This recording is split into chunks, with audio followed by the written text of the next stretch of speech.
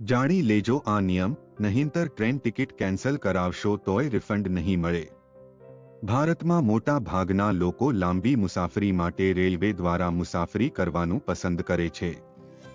આરામદાયક મુસાફરીની સાથે ખિસ્સાને પણ પરવડે એવી મુસાફરી હોય છે ભારતીય રેલવેની। જો તમે પણ એમાંના એક છો કે જે ટ્રેનથી જર્ની કરે છે તો ટિકિટને લાગતો આ એક નિયમ તમારે જાણવો જરૂરી છે।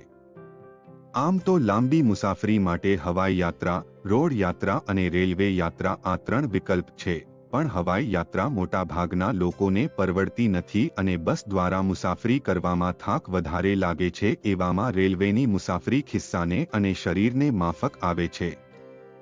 જો તમે પણ ટ્રેનની મુસાફરી કરતા હોય તો ટિકિટ બુકિંગ જેટલું જ જરૂરી છે ટિકિટ કેન્સલેશન વિશે જાણવું। ટિકિટ કેન્સલેશન અમુક અનિવાર્ય સંજોગોમાં જો કરાવવું પડે તો તેને લગતા આ નિયમોની જો તમને પણ જાણ હશે તો તમારા પૈસા અને સમય બંને વેડફાશે નહીં। શું છે ટિકિટ કેન્સલેશનના નિયમો? જો તમે તમારી બુક કરેલી ટ્રેન ટિકિટ રદ કરવા માંગતા હો તો એક નિયમ જાણો કે ટ્રેન ચાર્ટ તૈયાર થયા પછી આવું ન કરો। તેમાં કયા મુસાફરને કઈ સીટ મળી છે તેની માહિતી હોય છે। જો તમે આમ કરશો તો તમારું રિફંડ શૂન્ય થઈ જશે, એટલે કે તમને ₹1 પણ પાછો નહીં મળે। આવામાં શું કરવું? જો તમે કોઈ પણ કારણોસર તમારી ટ્રેન ટિકિટ રદ કરી રહ્યા છો તો ચાર્ટ તૈયાર થાય તે પહેલા તમારી ટ્રેન ટિકિટ રદ કરો છો તો તમને ચોક્કસ થોડું રિફંડ મળશે।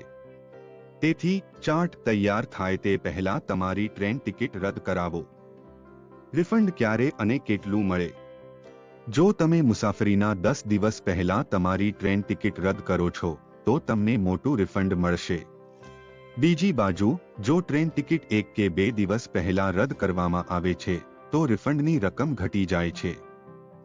રિફંડની રકમ જેમ જેમ મુસાફરીની તારીખ અને સમય નજીક આવતો જાય તેમ તેમ ઓછી થતી જાય છે અને ચાર્ટ તૈયાર થઈ ગયા પછી ટિકિટ કેન્સલ થઈ શકતી નથી કે તેનું કોઈ રિફંડ મળે છે। રિફંડના નિયમો: જો તમે ટ્રેન ઉપડવાના 48 થી 12 કલાક પહેલા તમારી ટિકિટ રદ કરો છો તો ટિકિટ ભાડાના 25% કાપવામાં આવશે અને તમને 25% રકમ પરત કરવામાં આવશે। જો તમે ટ્રેન ઉપડવાના 12 કલાક પહેલા તમારી ટિકિટ રદ કરો છો તો તમારા ટિકિટ ભાડાના 50% ચાર્જ લેવામાં આવશે। જો કે જો ટિકિટ 4 કલાક પહેલા અથવા ચાર્ટ તૈયાર થાય તે પહેલા રદ કરવામાં આવે છે તો 50% ચાર્જ વસૂલવામાં આવે છે। તો મિત્રો, તમને આ વિડિયો કેવો લાગ્યો જરૂરથી કમેન્ટ કરજો। જો સારો લાગ્યો હોય તો વિડિયોને લાઈક અને શેર કરજો અને અમારી ચેનલને સબસ્ક્રાઇબ કરજો। વિડિયો અંત સુધી જોવા બદલ ખૂબ ખૂબ આભાર।